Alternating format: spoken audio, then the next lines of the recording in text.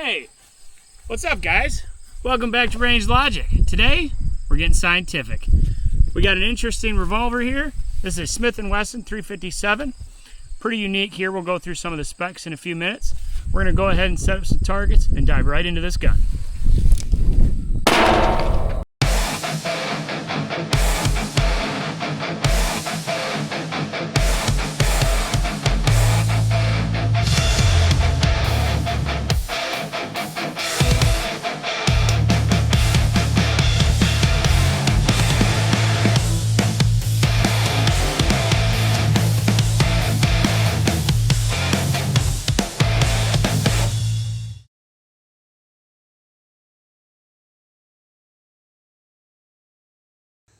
Hey guys, we're back with my brother Steven. We're going over his revolver here. He's gonna go ahead and give us some specs on it and the breakdown and what's so special about this revolver.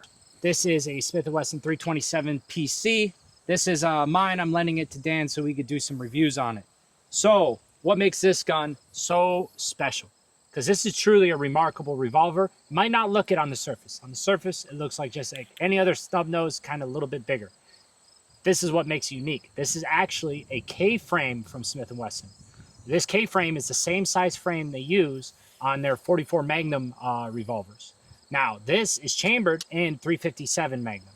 357 Magnum is smaller than 44, so you can actually fit 8 rounds in this cylinder. And you can see right there, you got 8 rounds in there. Because this cylinder is significantly larger than their L-frame. Their L-frame is what you see traditional 357s made, what size 357s are usually carried in. With that, this revolver has a lot of little features.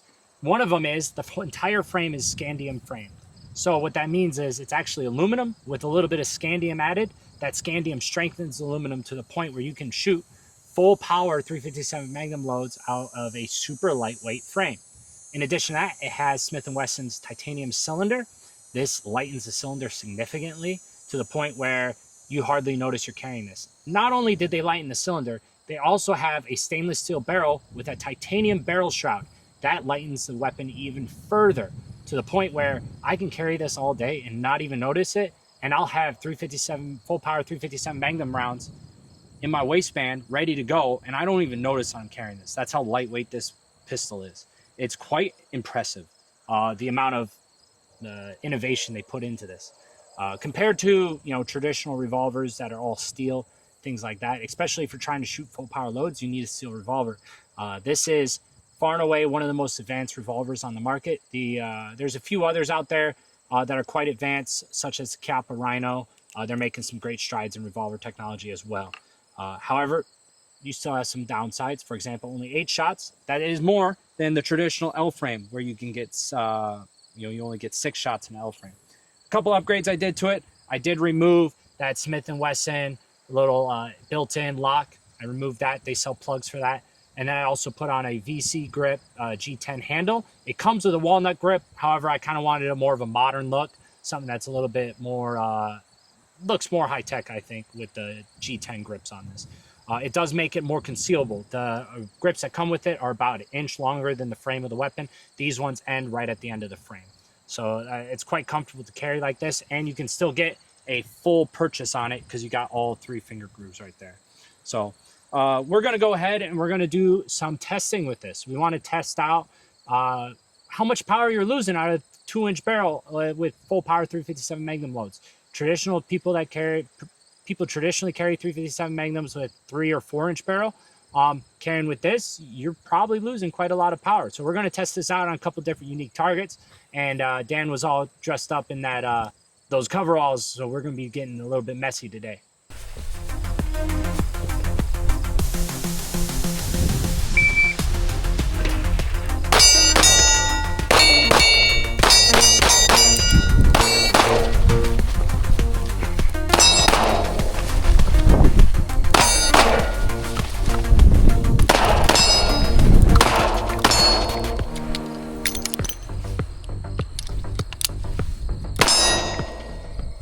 All right guys, so here we're building our meat target.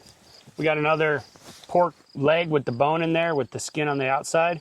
So we're gonna be able to kind of see what type of penetration we're gonna get and what kind of wound we'll see on the face of that skin. We're also just putting it back into this denim, a little bit of a mock Paul Harrell meat target. So we're gonna see what happens with this. We're gonna shoot it with some slow-mo and a couple different rounds. All right, guys, we got our meat target set up. We're gonna be shooting out of the 357 here, some buffalo boar, 180 grain hard cast, and we're gonna see what it does to this meat target. We're gonna try to aim to the right side. If it survives, we got another revolver. We're gonna go ahead and give it a test run as well and see the difference based on barrel length.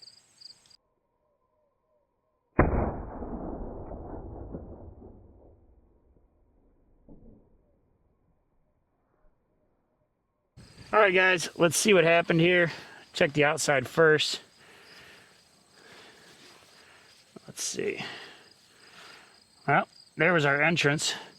Quite a bit larger, definitely compared to something like a 9mm. Let's see.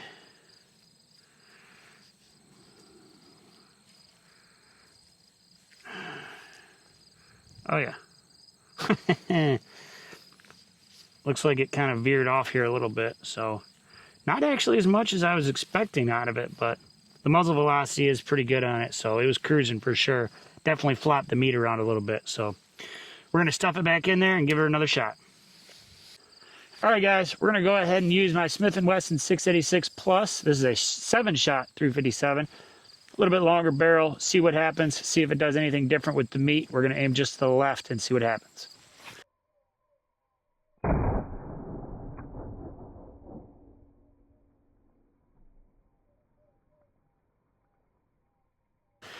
All right, go ahead and pull it out again.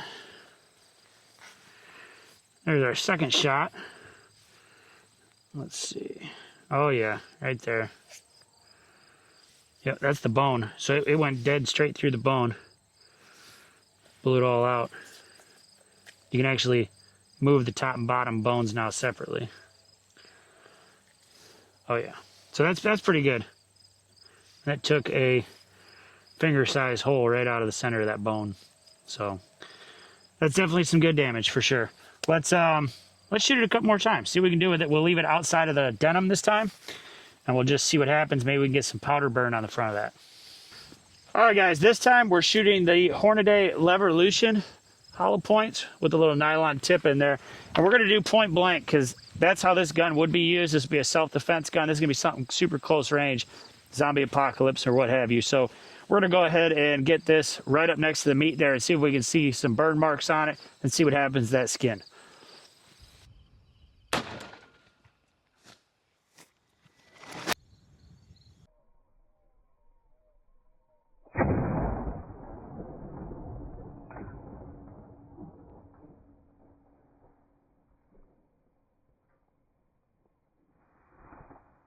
All right, guys. Clearly that was pretty effective. You can actually see if we piece the exterior meat together a little bit. There's the powder burn where it flashed on the actual meat. And then if we can get into here a little bit, it launched it off into the woods. I mean, it really split it in half almost. So I don't know how much evidence we're going to have here, but it completely obliterated this piece of meat. And I think, honestly, this is probably the coolest, the fact that you can see that pattern. And when that goes off at close range, I mean, it's so effective, especially compared to just the couple yards we were away doing the denim test versus this. The closer you get, the more exponential that volume is, and that force, the foot-pounds of energy on that. And it's kind of hard to see in here just because we're missing most of the meat, but that's crazy. That's impressive. So we're going to move on to something a little less disgusting. All right, guys, we're back. We got another Revolution loaded up into here. We're going to hit a mystery can here and see what kind of contents we got.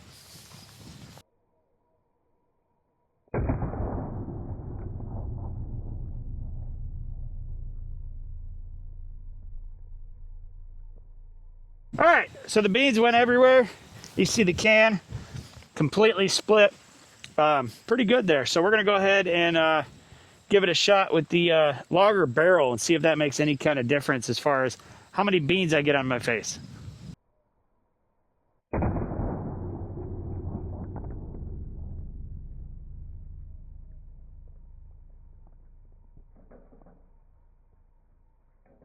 All right, so a little bit more velocity out of the longer barrel. You can actually see the vapor spray Like it misted. The can is totally gone. Look at Steve's. It peppered me with beans. Like paintballs. Got beans all over. And he was way over there. I was over 10 feet away or 15 feet away. The can, that was the other can. I think the can is over here somewhere. Yeah, there it is. There's not even a bean left in the can. That's a fire sale of beans right there. Yeah, that was pretty awesome. Let's see what else we got. All right, we're gonna step it up one more time. We got a little bit bigger of a can, same levolution. I'm gonna do it standing up this time, see if we can kind of paint my silhouette.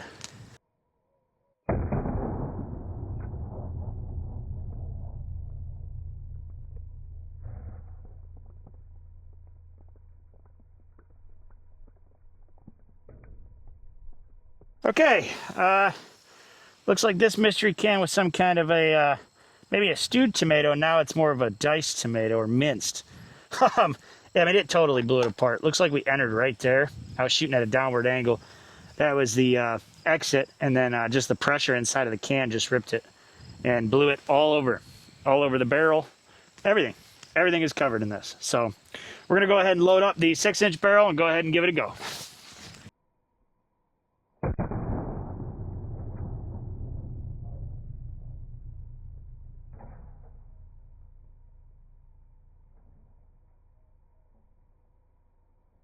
All right, guys, one thing worth mentioning, you can really tell that velocity difference from the short barrel to the long barrel. This is almost more like a mist.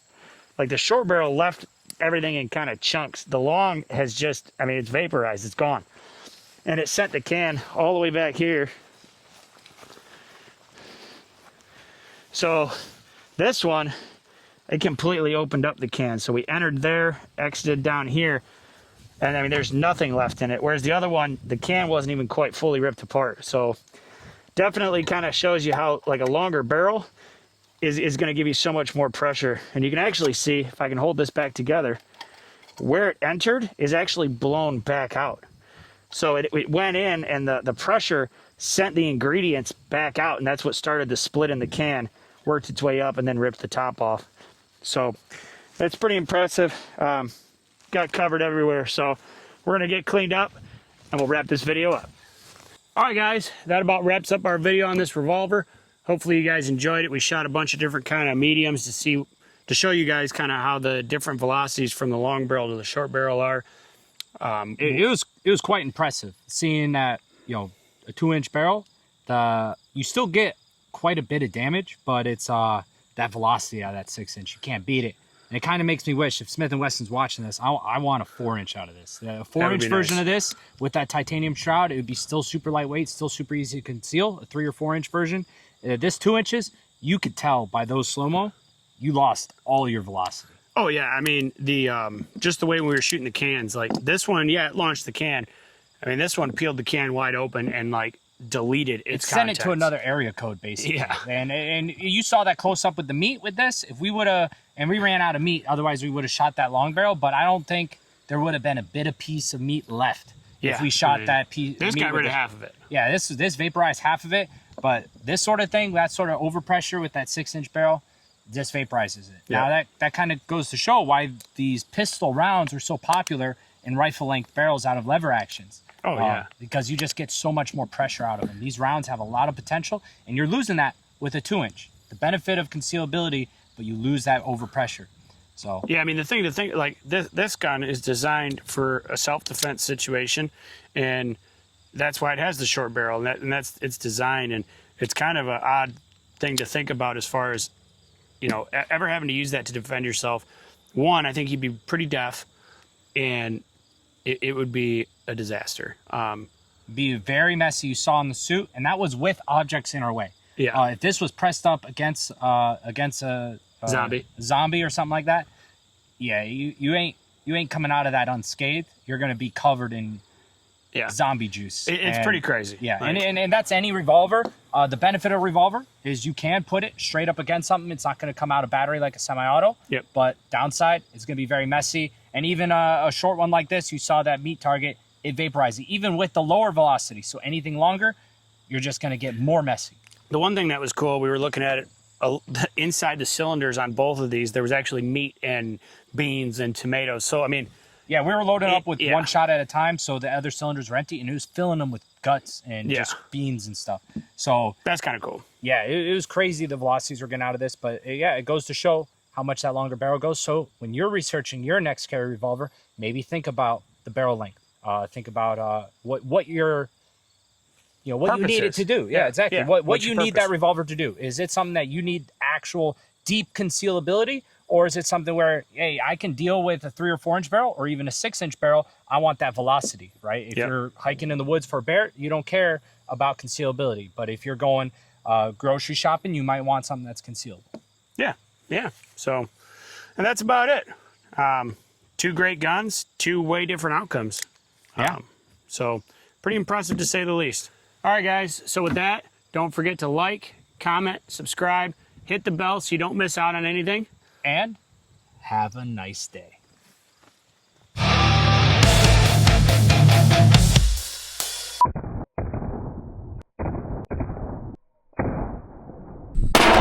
Now that's a lot of damage! Yeah, I'm kind of glad we didn't do that The meat? with the 6 inch. Would have been a messy boy. Might have died. Almost 4. You got a hot date or something? Just letting you know. What are we doing about it? What are you telling me? Just telling you the time. Well, does that mean we're done? No, Yet again, another failed fucking... we got 2 videos done. Not yet. Almost. We don't need. We're supposed to get 4. No, 3.